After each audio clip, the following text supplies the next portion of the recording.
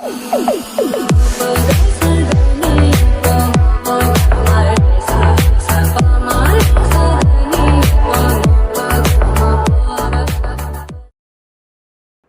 Guys, நம்ம தமிழ் மாரி ஆச்சு நாட்டு கிளாசிக்கில் எபிசோட் 129 தான் பார்க்க போகிறோம். வாங்க நேரம் வீடியோக்குள்ள போயிடலாம்.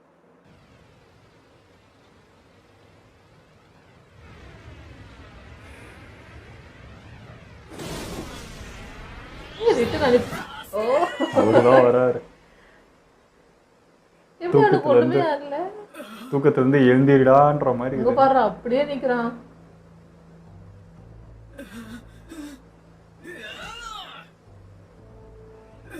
முழிச்சுக்கோடா.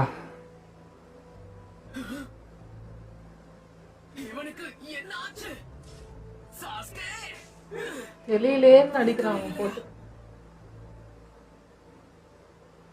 இதுதான் உன்னோட முழு சக்தியா? நீ பலசாலின்னு நினைச்சேனே. டேய், அவனை பவர் காட்ட உங்ககிட்ட சண்டை போடலடா. தேவையில்லைன்னு நினைக்கிறேன். இன்னும் உனக்கு புரியலையா? கவனமா பாரு நருட்டோ. நான் இன்னும் என்னோட ஷரிங்கானைய பயன்படுத்தல. அவெல்லாம் ட்ரெயின் எடுத்து வந்துச்சு பவர் அந்த மாதிரியா? உன்னால என்ன தொடக்கூட முடியாது. அதுக்கான பலமும் இல்ல, திறமையும் இல்ல.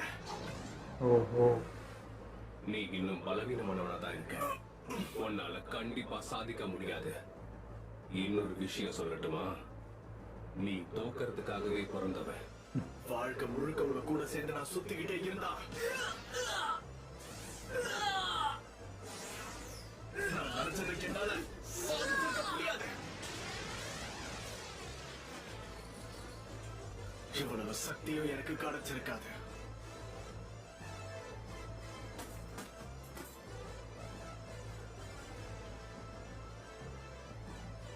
எனக்கு ஏது போதும். அடுத்து நான் என்ன செய்யணும் எனக்கு போக போக தெரியும் தம்பி உனக்கு. எனக்குள்ள இருக்கிற பழி வாங்குற உணர்ச்சியும் இந்த சக்தியும் இத்தாச்சியை வீழ்த்த எனக்கு உதவ போகுது.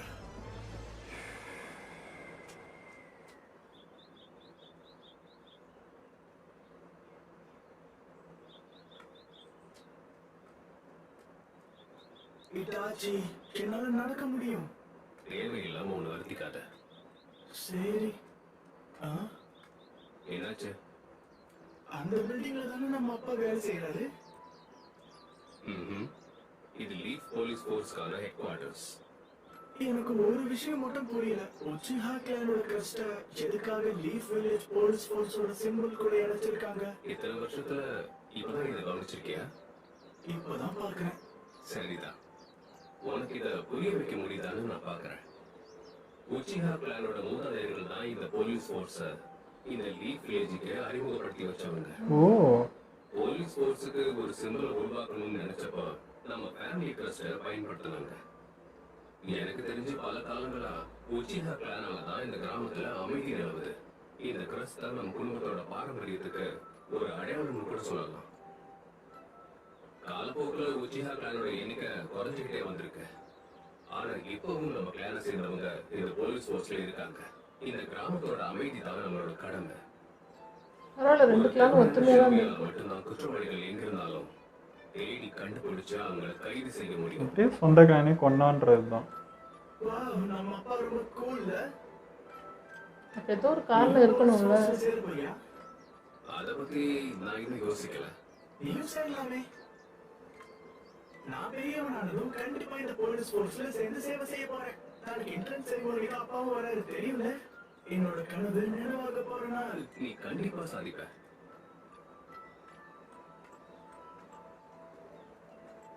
இந்த டைம்ல நாகரிகத்துக்கு எல்லாம் வந்திருக்காங்க. ஏன் இவ்வளவு தாமதம்? என்ன பண்ணிக்கிட்டு இருந்தீங்கடாச்சி? அப்பா, நான் உன் கூட உடனே பேசணும். நாம கிளம்பலாமா?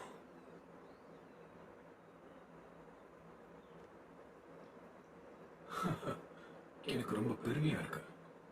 ஜூனியர் எக்ஸாம் பாஸ் பண்ணதுல நீ 6 மாசத்துல இந்த நிலைக்கு வந்திருக்க. நாளைக்கு நீ போக போற ஸ்பெஷல் மிஷனுக்கு நானும் உன் கூட வரல முடிவு பண்ணிருக்கேன். நாளைக்கா?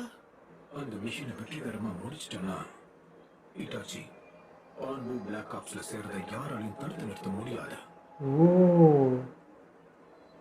நான் சொல்றது உனக்கு புரியல நினைக்கிறேன். கக்காஷி சொன்னாரு இந்த வயசுலயே பிளாக் ஆப்ஸ் பத்தி நீங்க கவலைப்படவே தேவையில்லை. நீங்க ஒரு விஷயத்தை மறந்துட்டீங்க. அப்பா நாளைக்கு என் கூட அகாடமிக்கு நாளைக்கு நீ போற மிஷன் ஒன்னு சார்ந்தது மட்டும் கிடையாது. நாளைக்கு நீ நல்லா பெர்ஃபார்ம் பண்ணி என்னோட மரியாதையை காப்பாற்றணும். சாஸ்கே கவனிக்கவே மாட்டேன்றாரு. அப்ப நாளைக்கு நடக்க போற மிஷனுக்கு நான் போறதா இல்ல. மிஷனுக்கு போக மாட்டேன். என்னாச்சு இட்டாச்சி? இது எவ்வளவு முக்கியமானதுன்னு உனக்கு தெரியாதா? என்ன ஆனாலும் நாளைக்கு நீ போய் ஆகணும். எனக்கு வேற வழி இல்ல. நாளைக்கு நான் சாஸ்திரி கூட அகாடமிக்கு போயே ஆகணும். தம்பி மேல பாசமா இருக்கு. யாராவது ஒருத்தர் போய் தான் ஆகணும். அகாடமியோட பழக்க வழக்கத்தை நம்ம மாற்ற முடியாதுல்ல. அதுக்கான நோட்டீஸ் வந்திருக்கணுமே. நீங்க இதை மறந்துட்டீங்களா? சரி சரி, எனக்கு நல்லா புரியுது. நாளைக்கு நான் அகாடமிக்கு போறேன். எப்படி போக வச்சான் பாத்தீங்களா? இப்படி இருந்தா எப்படா மாறினேன்? ஐஸ் பேக்க வை. ஓகே. என்னோட அண்ணன் என்னை விட்டு தூரமா போற மாதிரி இருக்கு. இப்படி இருந்தவன் சாஸ்கேவை கொலவையோட அடிச்சுட்டு போனான்.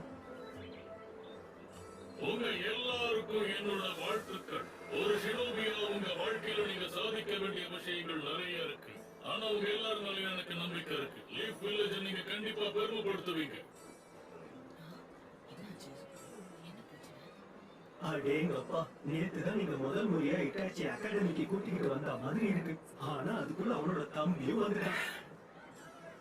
என்னோட பசங்களுக்கு உதவி பண்ணதுக்கு ரொம்ப நன்றி.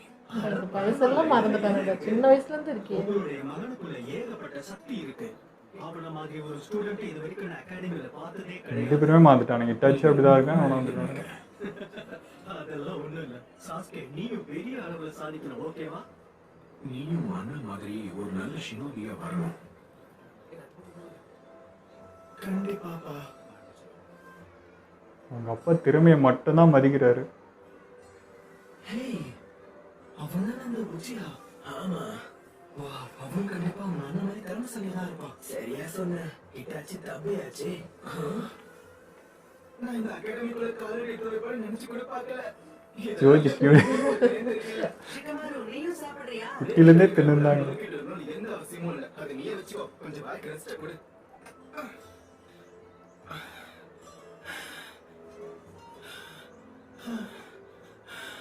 இங்க போனா அவனுக்கு இட்டாச்சி தம்பின்னு தான் அவனுக்கு அடையாளங்குது.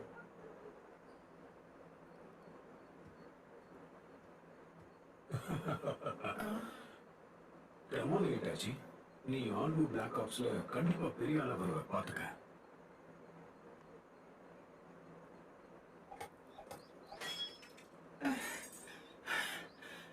எனக்கு கண்டிப்பா பத்தாது.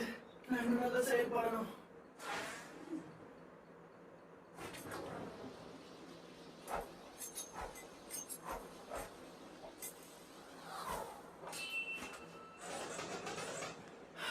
நான் சாதிக்க வேண்டியது இன்னும் நிறைய இருக்கு.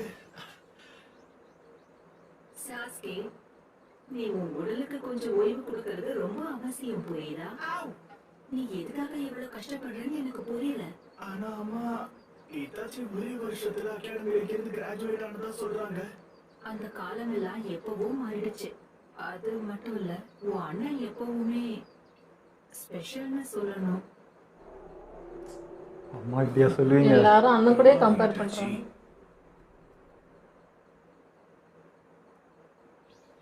முடியும்டான்னு என்கரேஜ் பண்ணாங்க. ரிப்போர்ட் கார்டு வந்துடுச்சு.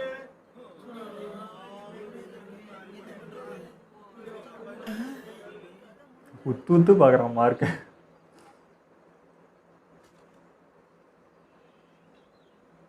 இதே மாதிரி செயல்பட்டனா கண்டிப்பா நீ இட்டாச்சி மாதிரி ஒரு பெரிய வீரனா வருவ. ஓ,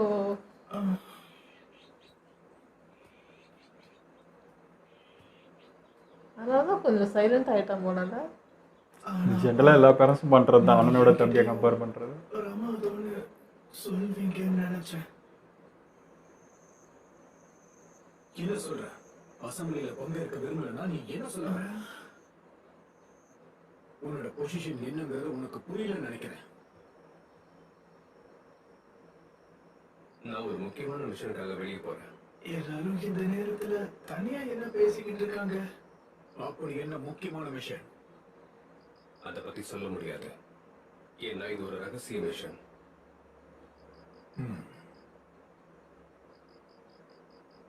இங்கேருந்து ஏதோ வழி மாறி இருக்கான்னு நினைக்கிறேன். இந்த கிராமத்தோட நர்வ் சென்டருக்கு உச்சிகா கிளானோட முக்கியமான பைப்லைன் நீதான். அதை மறந்திருக்க மாட்டேன்னு நினைக்கிறேன். ஞாபகம் இருக்கு. அதனால நீ கண்டிப்பா பொறுப்போட நடந்துகிட்டே ஆகணும். அதனால கண்டிப்பா அந்த மீட்டிங்க்கு நீ வரணும். சாஸ்கே, கண்டுபிடிச்சிட்டான். ஒழுங்கா பாத்ரூமுக்கு போயிட்டு படுத்து தூங்கு. ஓகே. இந்த நேரத்துல தூங்காம இங்க என்ன பண்ணிக்கிட்டு இருக்க? போய் தூங்கு. போறேன்பா.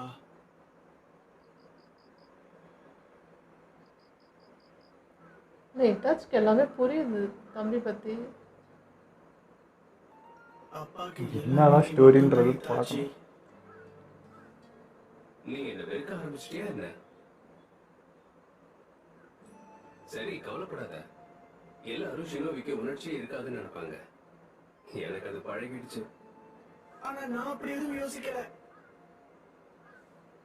அவன் சொல்றதும் சரிதான். நான் அவனை வெறுக்கிறேன். அவனுக்கு உணர்ச்சிகளே கிடையாது. எல்லாத்தையும் பெஸ்டா இருக்குன்னு நினைக்கிறது ரொம்ப கஷ்டமான விஷயம். அதீத சக்தி இருக்கவனை இந்த உலகம் எப்பவுமே தனிமைப்படுத்தி தான் பார்க்கும். எல்லா மிஷனுக்கும் என்ன கூப்பிடும் போது முதல்ல எனக்கும் பெருமையா தான் இருந்துச்சு. ஆனா கடைசியில நாமளும் எல்லாரையும் போல சாதாரண மனுஷங்க தானே. நீ எதை பத்தியுமே கவலைப்படாத. என்ன நடந்தாலும் சரி, நான் எப்பவுமே உனக்கு துணையா இருப்பேன். நீ என்ன வெறுத்தா கூட பரவாயில்ல. அண்ணன் நான் என்னோட கடமையை நான் செய்வேன். ஹிட்டாச்சி எங்க இருக்க? உள்ளதான் இருக்கேனா? ஒழுங்கா வெளியே வா. என்னடா சண்டைக்கு வந்த மாதிரி வந்துக்கிறீங்க? என்ன விஷயம் சொல்லுங்க. நீங்க எதுக்கு இங்க வந்திருக்கீங்க? நேத்து நடந்த அசம்பிளில முக்கியமான 2 பேர் மட்டும் வரவே இல்ல. நீ ஏன் வரலன்றதுக்கு ஏதாவது காரணம் இருக்கா? நேத்து ராத்திரி அப்பா ஏதோ மீட்டிங்னு சொல்லிக்கிட்டு இருந்தாரு. அதுக்கு ஹிட்டாச்சி போகலையா? நீ அதுதான் அவரும் திட்டினாரு. நல்லாவே தெரியும். ஆனா இப்படி பொறுப்பில்லாம நடந்துக்கிட்டா என்ன நடக்கும் தெரியுமா? ஏதோ முக்கியமான வேலை இருக்கு, வர முடியாதுன்னு உங்க அப்பா கூட வாக்குவாதம் பண்ணியாமே. நாங்க உன் அப்பா கிடையாது. நீ பண்றது எல்லாத்தையும் பார்த்துக்கிட்டு பொறுமையா போறதுக்கு. எனக்கு புரியுது. நான் கொஞ்சம் அஜாக்கிரதையா இருந்துட்டேன். நீங்க சொல்ல வேண்டிய எல்லாத்தையும் சொல்லிட்டீங்களா? இன்னும் இல்ல. நாங்க போறதுக்கு முன்னாடி இன்னொரு முக்கியமான விஷயத்த உன்கிட்ட சொல்லி ஆகணும். உனக்கு ஷீஸ்வி உச்சிஹா நாகுனா நதியில தற்கொலை பண்ணிக்கிட்டத பத்தி எதுவும் தெரியுமா? என்னது தற்கொலையா? நேத்து நடந்த அசம்பிளில ஷீஸ்வி உச்சிகா வரலன்றது உனக்கு தெரியுமா? ஆச்சரியமா இருக்கு. எனக்கு தெரிஞ்ச வரைக்கும் நீ ஷீஸ்வியை உன்னோட சகோதரனா தானே பார்த்த. என்ன சொல்ற? இன்னொருத்தனா இருக்கானா? நீங்க என்ன சொல்றீங்க? மன்னிச்சிருங்க, நான் அவனை பார்த்து ரொம்ப நாள் ஆச்சு. இப்படி நடக்கும்னு எதிர்பார்க்கவே இல்லை. இவன் தான் ஏதாவது பண்ணிட்டனோ? ஏதோ நடக்குது. ஆமா, இந்த தற்கொலை சம்பவத்தை பத்தி முழு விசாரணையை நடத்துறதை தவிர இந்த போலீஸ் போர்ஸ்க்கு வேற வழியே இல்ல. எனது விசாரணையா? தற்கொலையா கொலையா? ஷீஸ்வி எழுதி வச்சுட்டு போன நோட் இதுதான். இதை நாங்க முழுசா ஆராய்ச்சி பண்ணிட்டோம். இதுல இருக்கிறது அவனுடைய கையெழுத்து தான். ஆனா தற்கொலை சம்பவத்துக்காக எதுக்கு விசாரணை எல்லாம் பண்றீங்க? ஷேரிங் அண்ட் சக்தி இருக்க ஒருத்தனால அந்த ஹேண்ட் ரைட்டிங்கை காப்பி அடிக்கிறதுல அவ்வளவு பெரிய கஷ்டம் இருக்காதே. சந்தேகம் வந்திருக்கு. நம்ம கிளான்லயே மிகப்பெரிய திறமைசாலி அவன் தான். சொல்லப்போனா ஷீஸ்வியை எல்லாருக்கும் ரொம்ப பிடிக்கும். நம்ம கிளானை சார்ந்தவங்களோட நன்மைக்காக எந்த மிஷனா இருந்தாலும் ஒரு நொடி கூட யோசிக்காம போவான். அப்படிப்பட்ட ஒரு வீரன் ஏன் தற்கொலை பண்ணிக்கிட்டான்னு இப்ப வரைக்கும் எங்களுக்கு சுத்தமா புரியல. கண்ணுக்கு தெரியறத மட்டும் வச்சு நீங்க எதையும் நம்ப கூடாது. உங்களோட யூகங்களுக்கெல்லாம் என்னால பதில் சொல்ல முடியாது. இப்போதைக்கு நாங்க உன்னை அப்படியே விட்டுட்டு போறோம். இதை ஆன்பு பிளாக் ஆப்ஸ் கிட்ட எடுத்துட்டு போய் இந்த தற்கொலை சம்பவத்தை பத்தி அவங்களையும் கொஞ்சம் விசாரிக்க சொல்லு. புரியுது. கூடிய சீக்கிரம் ஏதாவது ஆதாரம் கிடைச்சா நல்லா இருக்கும். இன்னொரு விஷயம், ஆன்பு பிளாக் ஆப்ஸ்க்கும் எங்களுக்கும் தொடர்பு இருக்குன்ற விஷயத்த மறந்துடாத. இந்த விசாரணையை நீ தசை திருப்ப முயற்சி பண்ணனா உன்னை நாங்க சும்மா விட மாட்டோம். ஆகாஷ் மேல தான் டவுட் இருக்கு எங்களுக்கு. என்ன சந்தேகப்படுறீங்கன்னா அதை தைரியமா சொல்லுங்க. இட்டாச்சி. அவனுடைய தற்கொலைக்கும் எனக்கும் சம்மந்தம் இருக்கும்னு நினைக்கிறீங்களா? ஆமா, சரியா சொன்ன. உன்னை சந்தேகப்படுறோம். இத பாரு இட்டாச்சி, நம்ம கிளானுக்கு துரோகம் செய்யணும்னு நினைச்சு நான் உன்னை சும்மா விட மாட்டேன். செஞ்ச தப்புக்கு நீ தண்டனை அனுபவிப்ப.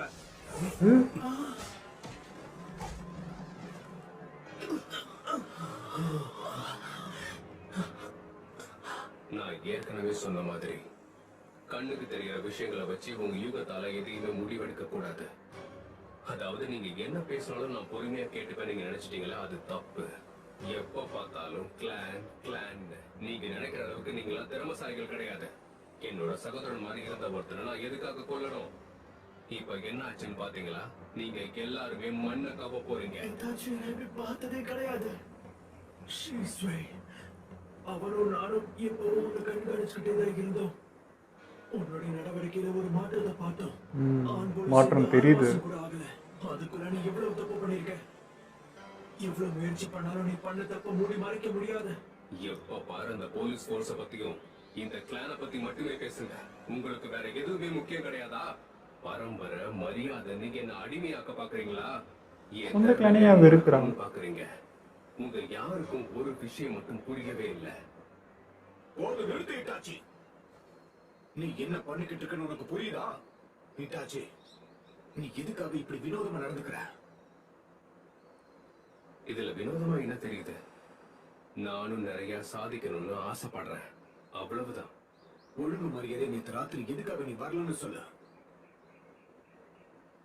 அடுத்த கட்டத்துக்கு போக ஆசைப்பட்டேன். கொஞ்சம் புரியுற மாதிரி சொல்லு.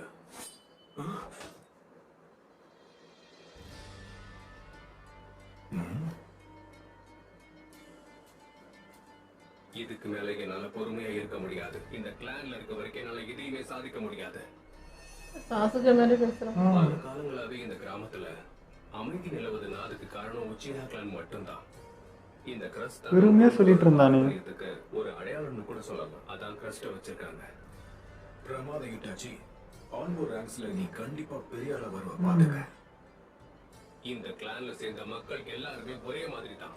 பாரம்பரியத்தை காப்பாற்றணும்னு முக்கியமான விஷயங்கள் எதையுமே யோசிக்கிறது இல்ல. காலத்துக்கு ஏத்த மாதிரி எல்லாருமே அவங்கள மாத்திக்கிறது தான் புத்திசாலித்தனம். சட்ட திட்டங்கள்னு பேசிக்கிட்டே இருந்தா எப்பதான் வளர முடியும்? மரியாதையா பேசு. கட்டுக்கோப்பா இருக்க மாட்டேன்றான். இன்னொரு வார்த்தை நீ இந்த கிளானுக்கு எதிராக பேசினா உன்னை சிறைக்குள்ள அடைச்சிருவேன். எல்லாத்தையும் பெஸ்டா இருக்குன்னு நினைக்கிறது ரொம்ப கஷ்டமான விஷயம். அதீத சக்தி இருக்க ஒருத்தனை எப்பவுமே இந்த உலகம் தனிமைப்படுத்தி தான் பார்க்கும். ஆரம்பத்துல எல்லா மிஷனுக்கும் நம்மளை கூப்பிடும் போது பெருமையா தான் இருக்கும். இட்டாச்சி, உனக்கு என்ன ஆச்சு? சரி, நீ என்ன பண்ண போற? இதுக்கு மேல என்னால பொறுத்துக்க முடியாத. ப்ளீஸ் நான் என்ன பண்ணணும்னு உத்தரவு போடுங்க. இட்டாச்சி வேண்டாம், தயவு செஞ்சு நிறுத்து.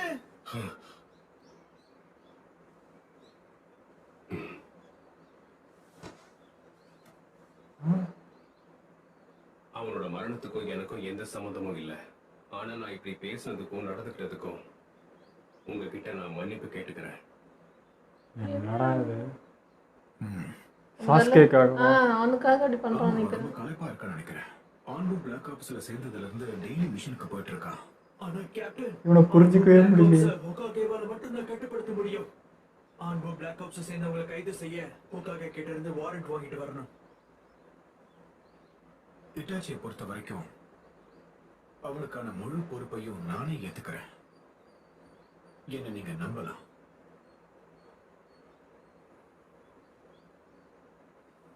நீங்க சொல்றதால அவனை விடுறோம். அவன் தான் கொல்லன்னு சொல்றான்ல, ப்ரூஃப் போய் பாருங்க.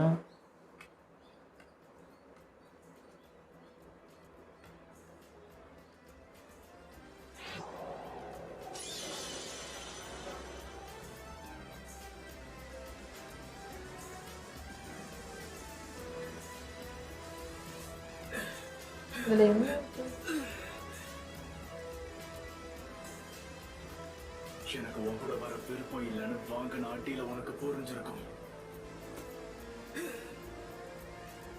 அன்னைக்கு பேட்டில பாதியிலே விட வேண்டியதா போச்சுல.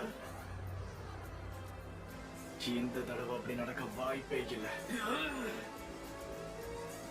யாரும் தடுப்பாங்கன்னு தெரியல. முழு சக்தி என்னன்னு உனக்கு காமிக்கிறேன்.